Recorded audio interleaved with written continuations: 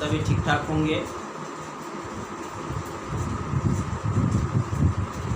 Corona का प्रकोप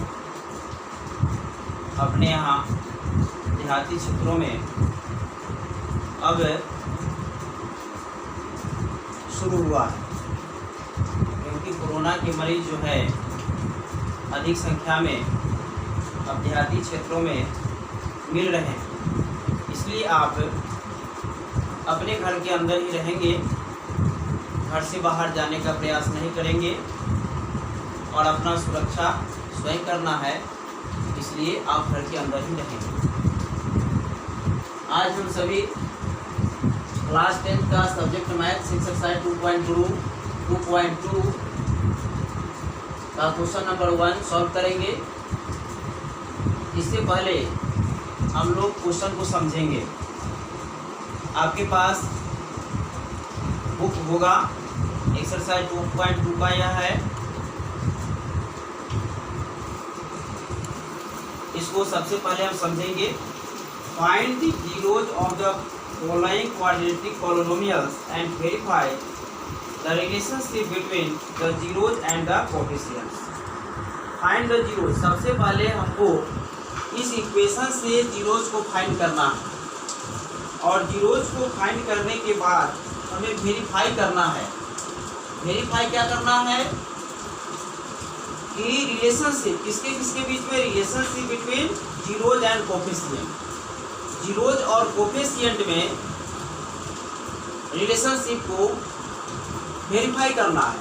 तो कोएफिशिएंट का मतलब क्या हुआ कि इस इक्वेशन में कोएफिशिएंट कहने का मतलब कि एक्स स्क्वायर का कोएफिशिएंट क्या होगा, तो यहाँ 1 होगा। 1 छुपा हुआ है। एक्स स्क्वायर का कोएफिशिएंट 1 हो गया और एक्स का कोएफिशिएंट -2 हो गया और कांस्टेंट टर्म हो गया -8। ये कोएफिशिएंट के बीच संबंध जीरोज और कोएफिशिएंट का। तो कोएफिशिएंट आप समझ गए कि किसके बीच हमको संबंध स्थापित करना है।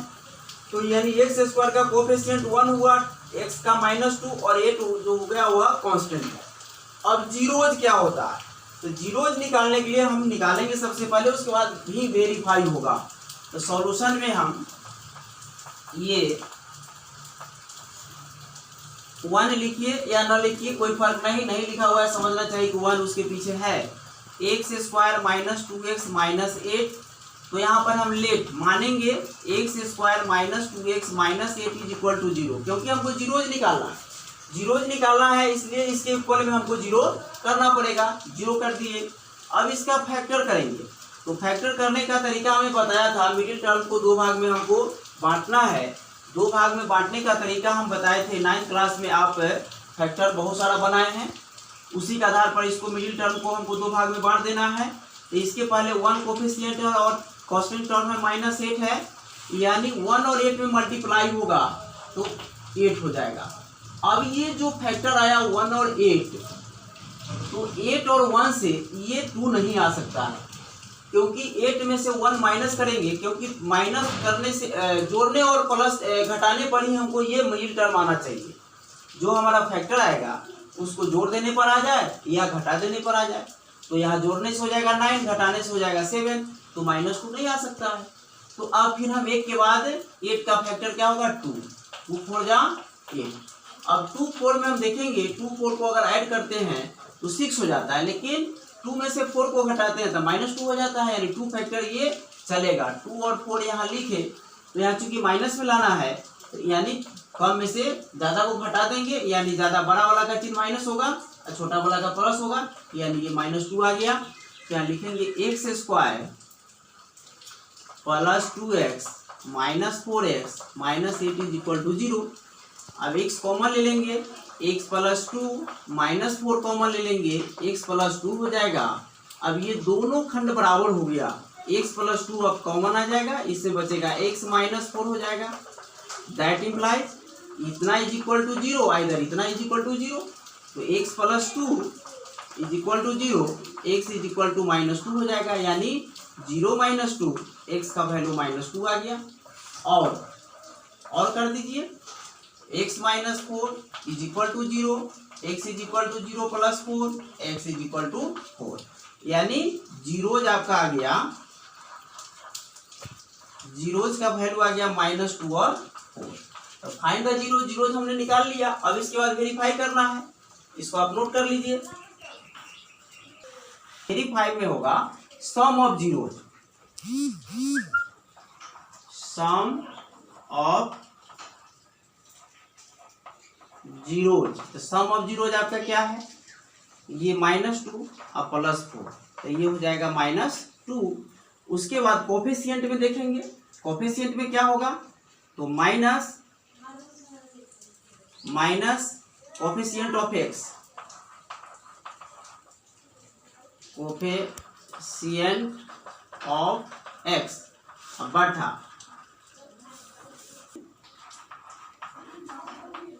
Coefficient of x square. तो यहाँ माइनस कोफिशिएंट ऑफ एक्स कितना है, -2 पहले बता दिए हैं, और कोफिशिएंट ऑफ एक्स स्क्वायर 1, यानी आपका क्या हो गया, माइनस +2/1 = 2, यानी ये मतलब +2 होगा। ये और ये दोनों क्या हो गया, इक्वल आ गया। इसका मतलब सम ऑफ जीरोज जो है ये कोफिशिएंट के अनुसार जो है दोनों के बीच रिलेशन दिखाने के बाद दोनों सेम आता है। अब आगे हम प्रोडक्ट ऑफ सम जीरोज निकालेंगे, एंड प्रोडक्ट ऑफ जीरोज। तो प्रोडक्ट ऑफ जीरोज हो जाता है, यानी लिखने का मतलब प्रोडक्ट यानी गुना, गुणनफल क्या होगा, तो यहाँ -2 है × 4, तो 2 4 जा -8 आ जाएगा ये। अब इसका कोफिशिएंट भी दिखाना है, तो हो जाएगा constant term by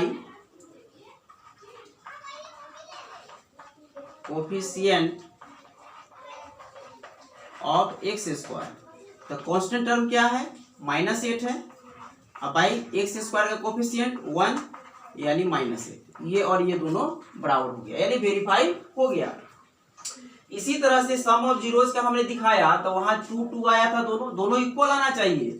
some of zeros में भी और कोफिशिएंट में भी दोनों के बीच हम अगर रिलेशनशिप दिखाएंगे तो दोनों का वैल्यू सेम आना चाहिए, प्रोडक्ट हो या सम हो, तो आपका वेरीफाई हो जाएगा, यानी वह सही माना जाएगा। इसी तरह से क्वेश्चन नंबर 1 का टोटल आप बना लेंगे। अब क्वेश्चन नंबर 2, 1/4 एंड -1। पहले हम लोग क्वेश्चन को समझे क्या कहता है। Find the quadratic polynomial each with the given number as the sum and product of its zeros respectively. माने एक पोलिनोमियल हमको ज्ञात करना है, क्वाड्रेटिक पोलिनोमियल हमको फाइंड करना है, जिसमें सम ऑफ जीरोज दिया है, सम ऑफ जीरोज और प्रोडक्ट ऑफ जीरोज दोनों दे दिया है। तो सम ऑफ जीरोज और प्रोडक्ट ऑफ जीरोज दे दिया है, तो इसके लिए क्वाड्रेटिक पोलिनोमियल निकालने का एक सूत्र होता है। देखिए सॉल्यूशन में ये सम ऑफ जीरोज इतना है, प्रोडक्ट ऑफ जीरोज इतना है, फॉर्मूला होता है, we no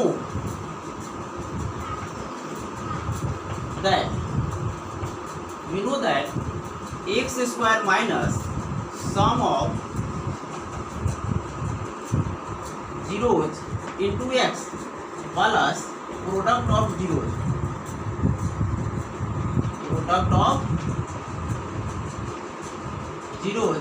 is equal to 0। x square minus sum of zeros आपका फला है 1/4 × x प्लस क्या हो जाएगा, प्लस हो जाएगा प्रोडक्ट ऑफ जीरोज, तो -1 = 0। X square minus 1/4 × x plus minus -1 = 0। इसके 1 इसके बटा में 1 होगा, ये एलसीएम 4 हो जाएगा। 4x square minus x minus 4 = 0। Cross multiplication कर दीजिए, इसको इससे 1 से मल्टीप्लाई करने पर यही रहेगा, 4x square minus x minus 4 0 × 4 यानी 4x square minus x minus 4 = 0।